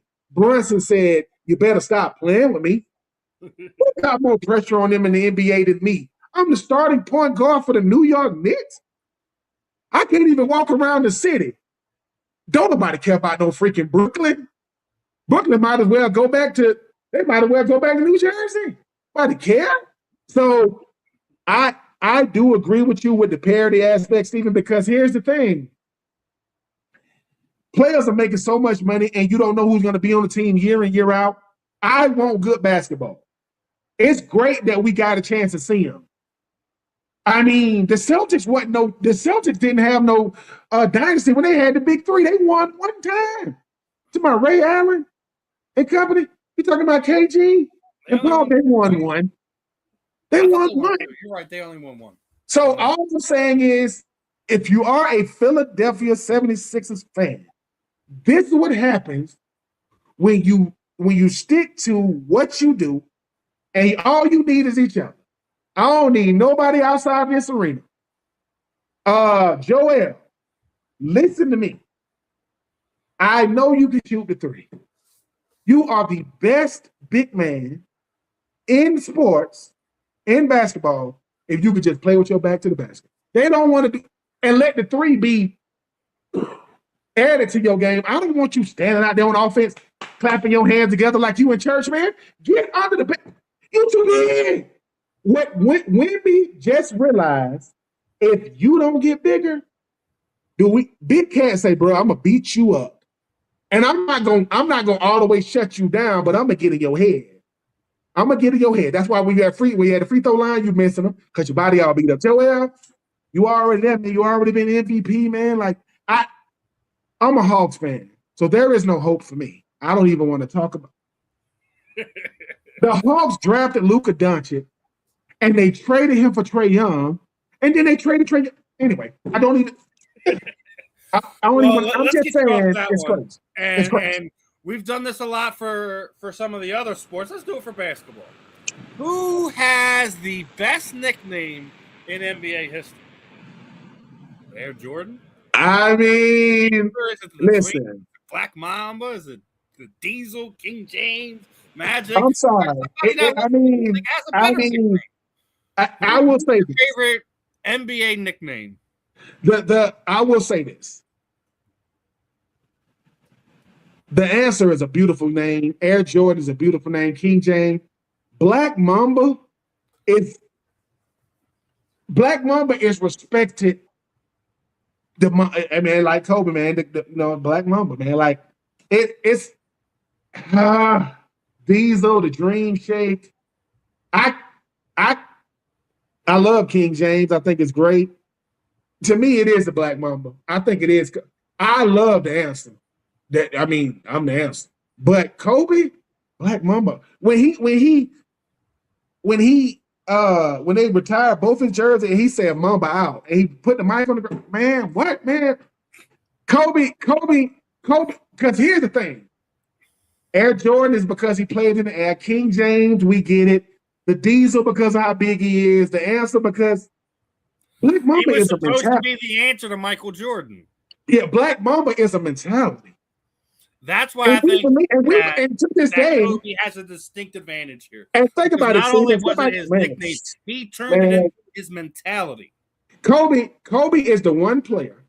This is taking another way from Jordan, or the Dream, or Shaq, or AI, or LeBron. If Kobe Bryant's on the court, you think, dude, watch that too. That dude right there, he is a kid. Black Mamba means I am here to kill you. I'm a killer. Like, most of us will never see a Black Mamba in person because if you ever had, that snake is huge. But then you think, Steven, between you and me, people say, hey, man, if you saw a Black Mamba, depending on where you saw him at, people like, did the snake kill him? No, he had a heart attack. When I said, God, the snake, it's a bunch of beautiful ones, like I say, but I just think that for me, it's Black Mamba because if you ask 100 people, what does the Mamba mentality? You're going to get 100 answers. And ain't none of them wrong. None of them. Black Mamba. I mean, love you, King James and Air Jordan and Diesel and the Dream and the answer. It's Black Mamba. And I guarantee you, if you ask all of them, yeah, Black Mamba, man. Listen, I want to be at home and say the answer, but I can't. It's the answer is a listen. You got the big ticket, you know what I'm saying, with KG. You got the Truth with Paul Pierce. You got some names, right? You got you got some names. I like the new thing is you just a one name superstar like Steph, Bron, D Wade, KD, Wemby, Black Mamba. Oh yeah. Mm-hmm. I definitely think that Kobe has this one hands down because, like I said, it's not just a nickname that he has on the court. He molded it into what his play is, what his personality is.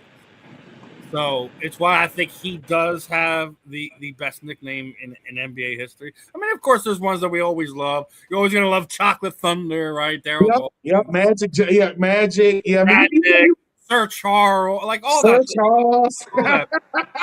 There's levels to this, and there was man, you got some nice ones, but Black Mamba is dude, that's such a beautiful, like, I don't know who helped them come up with that, like Black Mamba.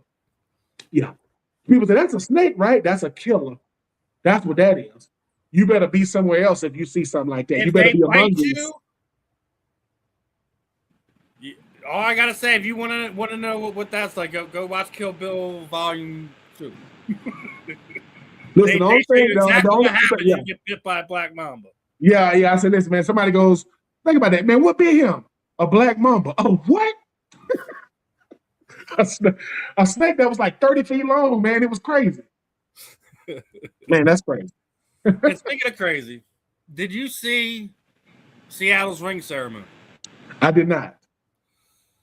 Man, they need to get some originality to it. So I remember I was making fun of the Eagles last year, right, with the wings that popped out. Mm-hmm. So guess what Seattle did? So they made the ring look like their stadium. You know how they have the distinct two sides that are like yeah. significantly raised up. So that's what happens with this one. When you push the button on this ring, the sides pop out. I mean, I now let me. I'm not gonna say the comments on that like cheap copy and all that stuff. You don't own the rights to having a thing on your ring pop out and stuff like that. And that means you're the only one that can do that in history. That's not how that works. Is it similar? Yeah.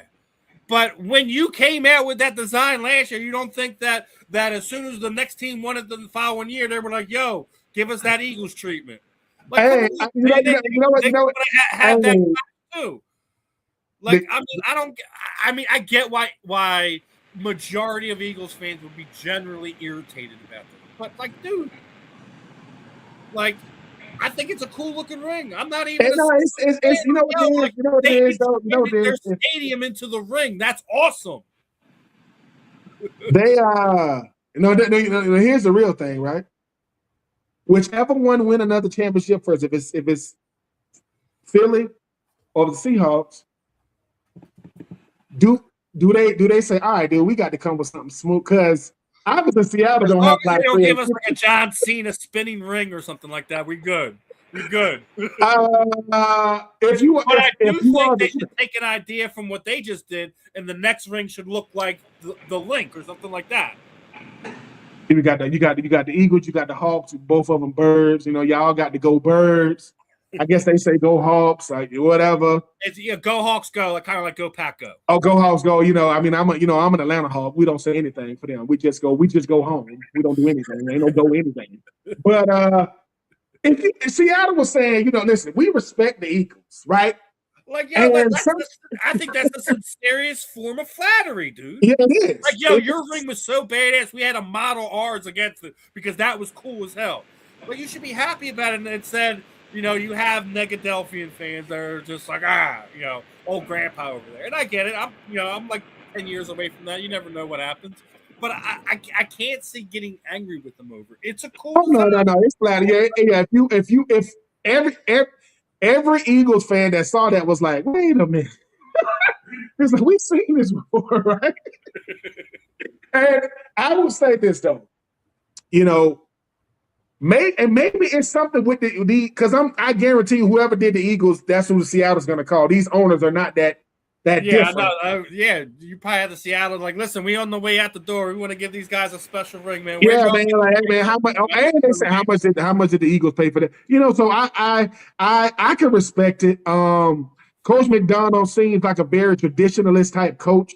He ain't trying to go against the grain. He's saying, look, man, we got a Super Bowl ring, buddy. Like, if I was look like theirs, if we saying, hey, all right, let's see who's gonna get the next one. Y'all got y'all first one with with a different quarterback that y'all got y'all second with. We got our second one with a different quarterback. Let's see which one of our quarterbacks we got currently can get to the next one. I think it's going to be the Eagles before the Seahawks.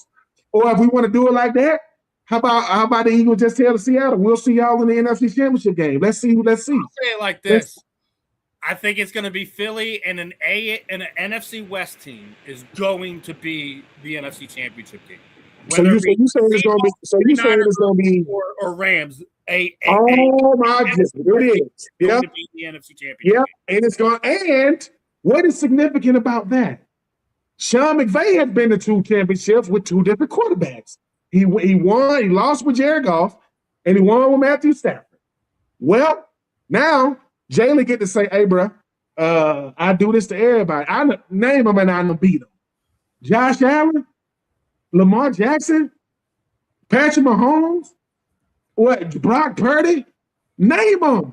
I might as well add you to the list." So, I can see it being Jalen Hurts is going to be the reason why Matthew Stafford walks into the sunset with that L and going on to TV because they gave him because what Jalen Hurts is trying to work on another big contract.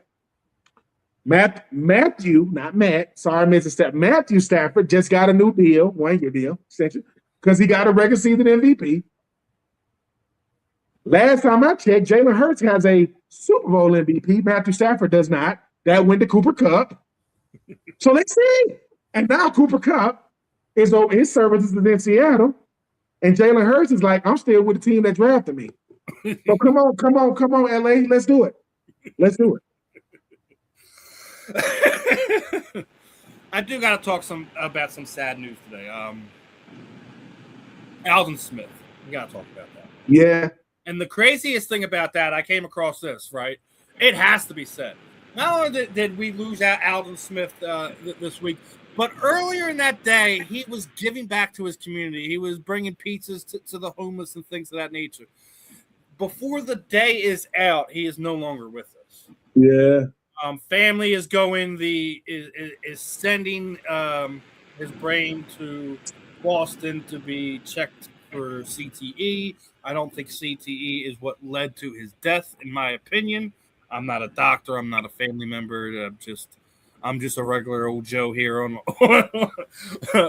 on a social media platform, just speaking my piece. But that's rough, man. Like, dude, it's not like he was sick. It was just boom.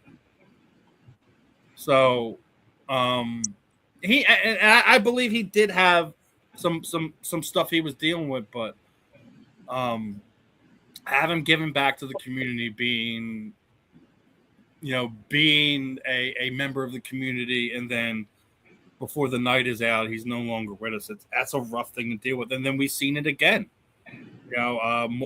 Some more of the football players are calling out other football players because they're not showing up to funerals. I think it's the same thing. It's like with boxers, dude. You don't want to see where you could end up.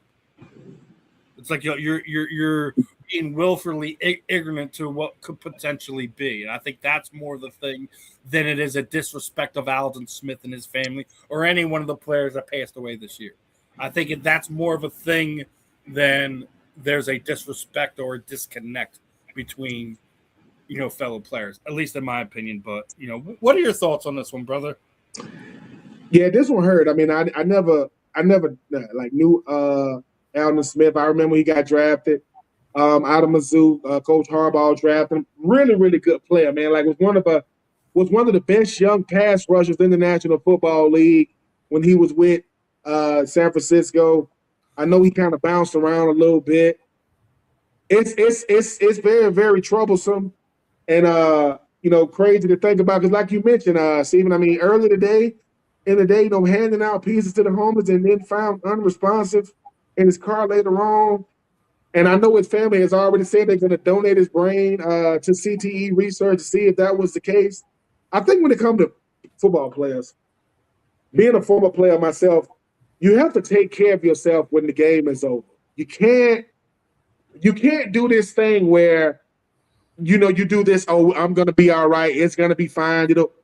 Man, you need to go see your primary care doctor. You need to go talk, get a therapist. You need to go talk to a neurologist. You need to go making sure you're doing it because you didn't play a contact sport. You played a collision sport. And it's like, think about it, Stephen, if you was in construction for 30 years and all of a sudden you retire, your body is going to start feeling the effects. Hey, man, I'm working with heavy machinery for 30 years. Or if I was in the military for 30 years, PTSD and all these different things are a part of my life. When life really slows down, I do not know the severity of what was going on in Alden Smith's life, but I do know it was something.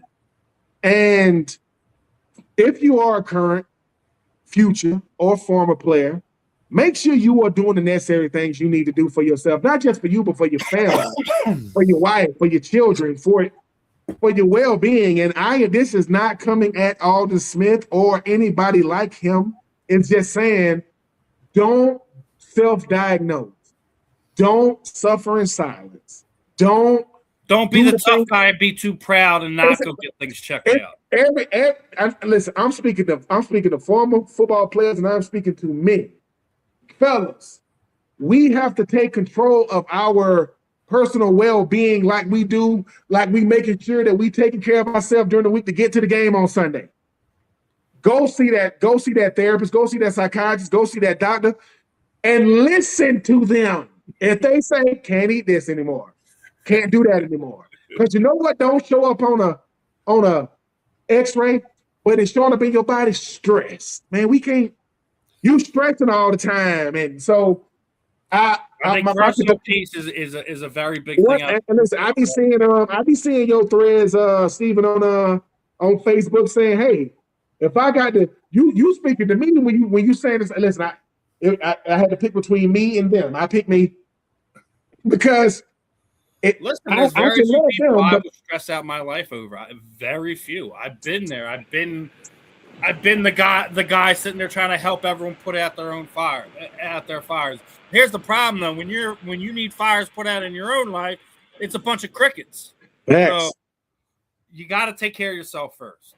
If you're not taking care of yourself, you can't take care of anyone else. So what is that best scenario when you on the plane and they say if the air pressure goes out and the two things come down, you got to put yours on first before you can put somebody else's on. We so busy trying to put theirs on that we done lost air. So we gotta, and I'm talking to guys specifically. Number one, make sure you got enough friends, make sure you got enough male friends that you can confide to, talk to, let that stuff out, man. Let that stuff go. We want to live, we want to be these 80, 90-year-old old people that's terrorizing these Targets and Walmarts and you know what I'm saying? And because we old, they're gonna let us, they're gonna be in again, they're gonna miss Steven again. Man, listen, this stuff, we want to know what it's like to be old men. You know what I'm saying? We want to know what it's like to be great grandfathers and different things. You know, like, hey man, I saw your grandfather driving the other day. He was driving, yeah, man. He was driving real slow, but he was driving. So yeah, we owe that to ourselves. We've given so much to so many for so long. It's okay to be selfish if it's gonna mean you living and dying. So yeah, man. But when I saw that about Alden, I said, "Dang, man, gone too soon." And now it's a big what if. So before we say what could I have done for somebody else, start with you, then reach out to your people and ask them, are they all right? And when they lie and say, "I'm good," man, say, like, "No, you really all right?" When you hear from somebody within a period of time and they go beyond that period of time. Yeah. Like, yo, you good, brother? I ain't heard from exactly. you. And fellas, stop saying you all right when you ain't. It's okay to say no. Because that's where it starts. And this is coming from a person who goes through therapy. I go to therapy every week. It does wonders for me because it gets me to take a full assessment. I went from self-conscious to self-aware. But I know I have a wife and children and brothers and sisters and nieces and nephews and cousins and parents. I want to see them. I want them to see me living a healthy life. I want to see them living a healthy life. Starts with a conversation and it ends with, just doing the necessary things. We can do it. We should do it. We will do it. But we got to be accountability partners for each other. Even if and you know what, guys, my wife always asks me, guys talk to each other different. I said, yeah, guys, we can be blunt. We don't got to sugarcoat it. We don't got to patronize a lot of each other. That's only when we tight. You know what I'm saying? When we close. We don't have petty patties in our group. We got truthful Tom who has no filter. Oh yeah. I mean, and here's the thing: the guy who was a jerk when we were younger, we didn't realize he was just being honest. He wasn't being a jerk. He just didn't have a filter between mouth and brain. That was it. That was his only real problem. And those people are free. Those people be like, those are the ones in the room saying, "This food is nasty." Why not try to they're gonna put something in our food. Exactly. They'll be like, "Shh." And what you mean? Shh. I'm not gonna, my stomach ain't gonna be hurting because I'm trying to be nice. Who made this, sir? What is this? Oh, okay. Give me. I'll take the water with the lemon in it. Something before I am going to get into some baseball in a second, but I did want to bring this up because I had been talking about this. A fighter had told me about this earlier in the year, and I didn't believe it. Well, Conor McGregor made the announcement last night. BKFC has signed a deal with Fox Sports. And if people haven't paid attention, Fox Sports also has bought in Roku TV in the last month.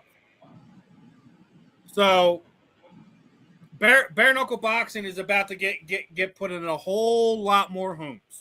I know they have a deal with the Zone. I'm pretty sure it ends at the end of the year. I'm pretty sure about this time next year, we'll be watching BKFC on FS1, on Big Fox, all that stuff. So, in 8 years, Dave Feldman, Conor McGregor, and all the people pulling the levers over there at BKFC went from being run out of Pennsylvania to now having more than half of the United States fully sanctioned for bare knuckle boxing and a major TV deal on your desk. That is believing in yourself to a supreme level and having the right people around you. You can say whatever you want about Conor, about Dave Feldman. You don't like this, you don't like that. What they've built, what they've grown in the last 8 years, you can't talk that away.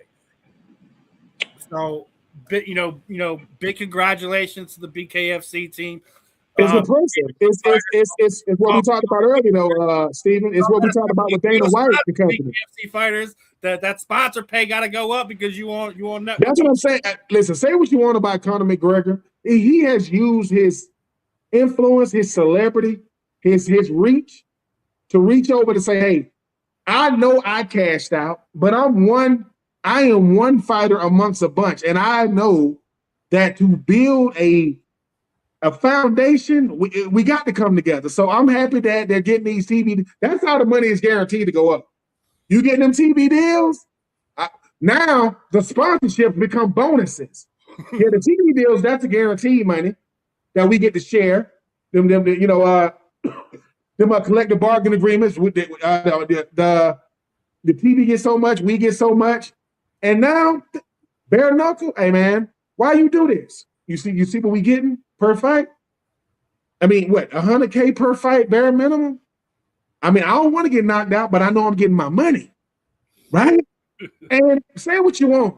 If I'm at the professional level, I have earned my money because I still represent a lot of fighters who will never make it to this level. A lot.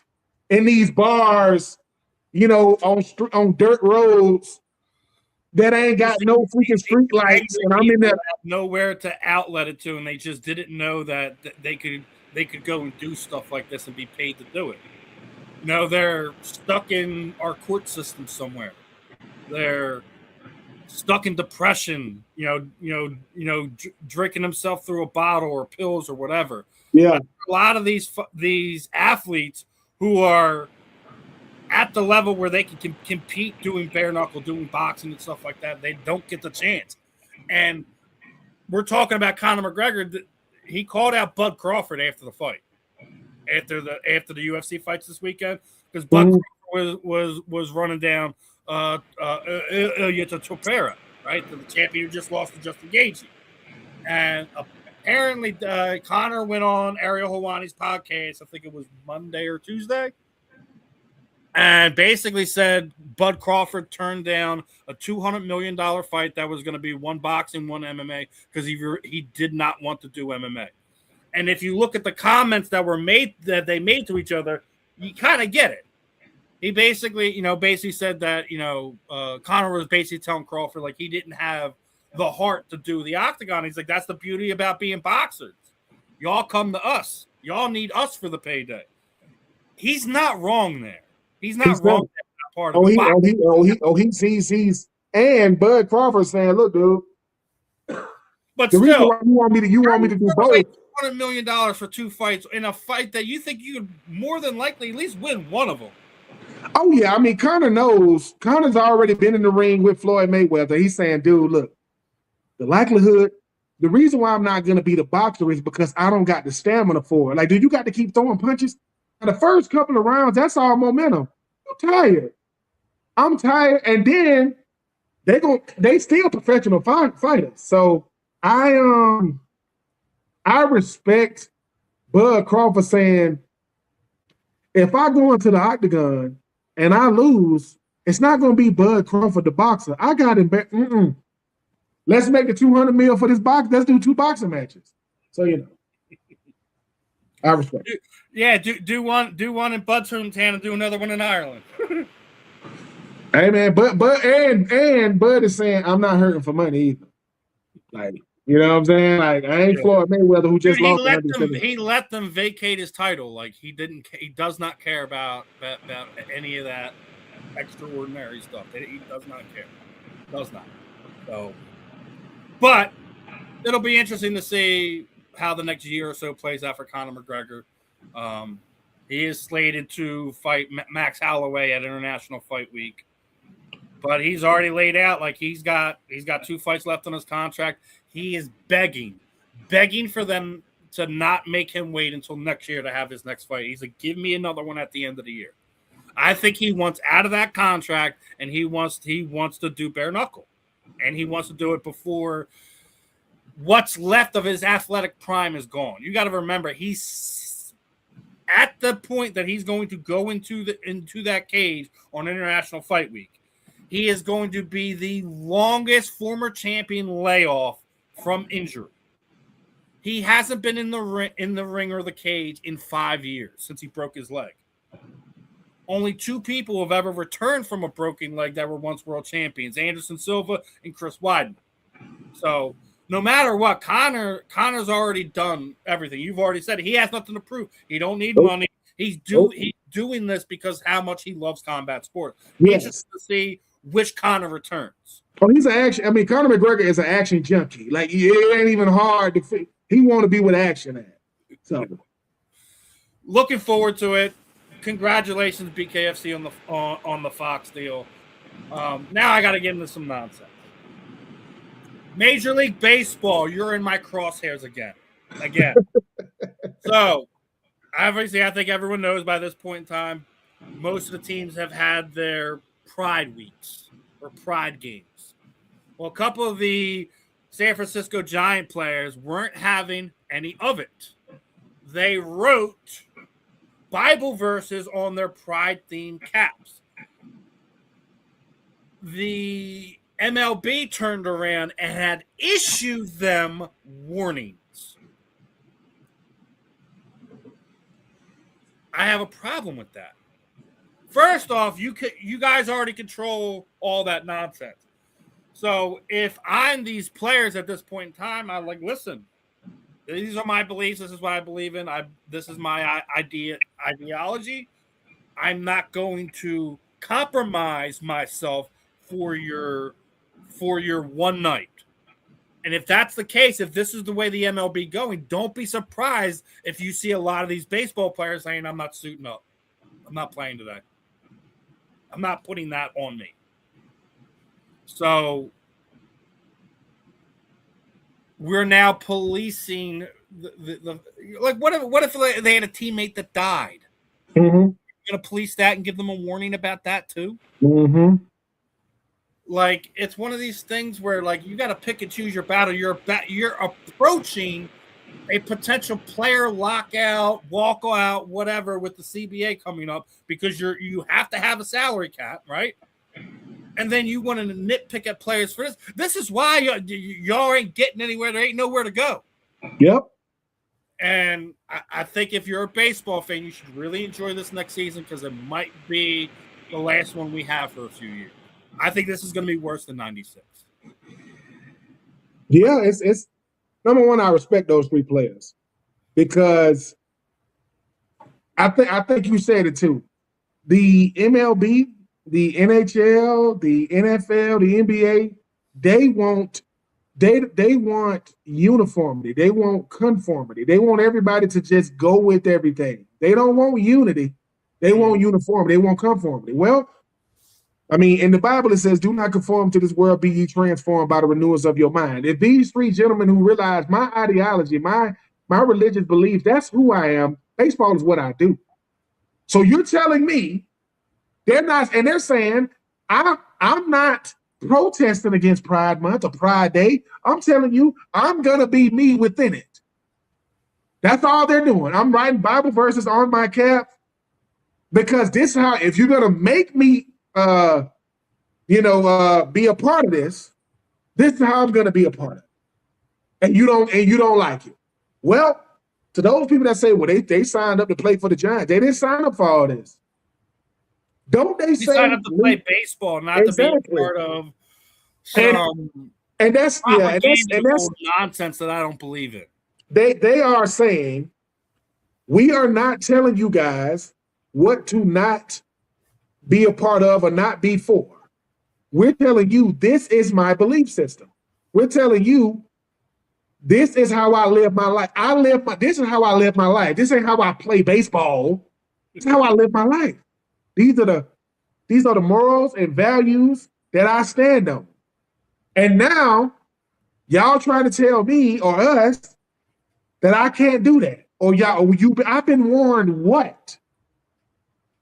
Because I can't write Bible verses on my cap now? When we got organizations putting patches on freaking jerseys now. So patches on jerseys, sponsors on jerseys. Yes. So I respect what this is the world we live in now. My religious beliefs, my theology, my ideology is how I live my life. When baseball is over with, this is going to be me. When I'm not on the diamond, when I'm at home, when I'm in church, this is who I am. And because I don't go with the flow, now I'm a problem. I'm not protesting. I'm not trying to make waves. Y'all doing it. Y'all are bringing more attention to this than we did. Y'all are trying to ostracize us because we ain't doing what you want us to do, saying what you want us to say. Well, I'm sorry, certain things are bigger than sport. And to them, so I respect it because, like you say, Stephen, they're not trying to be the resistance MLB is. MLB has a problem because you're talking to grown men. I know what I signed up for. I know what my contract say. Nowhere in the contract doesn't say I can't do this, and nowhere in the contract doesn't say I have to conform. Nowhere. So I do agree. Baseball is going to be in a world of hurt because baseball has an identity problem. Baseball, to me, okay, certain sport, basketball is about the players. Football is about the shield. Baseball is about the teams, the Dodgers, the Phillies, the Braves. Now, baseball is not that far away from being about the teams and the players. Because with this new collective bargaining agreement, baseball is going to have to decide, do we care about the players in this game or do we care about the perception of the game? Because right now you losing in the perception battle. And if I'm baseball, hashtag no salary cap. Now, not ever. For what? No. If you wanted a salary cap, that's how you should have started. Don't. That ain't happening. So I agree with. Listen, I don't agree with Bryce Harper about a lot of things now, but I agree with that. Bryce Harper, you are 100%. And here's the thing: you can't do that right now. You would have to set it up where, in 10 years, there's a salary cap, because you have 8 or more teams that are significantly over what would be their proposed cap. So what happened? You're gonna have to wait for some of these contracts, like Shohei Ohtani's and Bryce Harper and Trey Turner and guys like that. You're gonna have to wait for their contracts to expire before you can implement this. Hell, the freaking Dodgers are I think it's $400 million over the proposed cap. How in the world are they ever going to get under it if this was forced upon them? It wouldn't. So you have to think about this logically. If you really care about it, all right, if you want to make this a thing, I get that, but you should kind of sub-write it in after these contracts are up, this is what we're going to go to. Yep. That moving forward, anything over X amount of dollars or years is going to have to go to some type of arbitrator to see if it works within the system. But sit there telling them, right, we're going to do this now, and what you do right now, you're going to be penalized this or whatever. How are you going to do that to a team that is so far in? They can't turn back now. Contracts are signed and guaranteed. Well, what I'm saying, and you know what, too? Let me tell you what I appreciate the most about what Bryce is doing. Bryce is saying, dude, I owe it to the future players Don't you know the players that came before me looked out for me? Don't you know? Don't you know? Said if the players accepted this, they would to be taking a 500% decrease in salary. Steven, think about this. Let's just bring it down to us. Excuse me. We are content creators. We are podcasters. AKA, there is no limit to how much money we can make when it comes to sponsorship. Just imagine, we get all these sponsorships. Somebody go, wait a minute. You can only make so much money with it. What? You can only make that's favoring the sponsors. That's them saying, owners, y'all are making money hand over fist. Even y'all owners that don't put no money into your freaking rosters. That the season is over before opening day. To the ones that don't care nothing about winning, y'all still making money. Nope. 100 and all those games a year, man, stop it. 162 if you and don't they better stop it. And for those y'all think that ain't a lot, that it still comes down to the last week of the season. It'll still come. These games are crazy. Not if you're a Mets fan. No. Y'all are gonna miss it. Okay. No, I wanted to say this to you.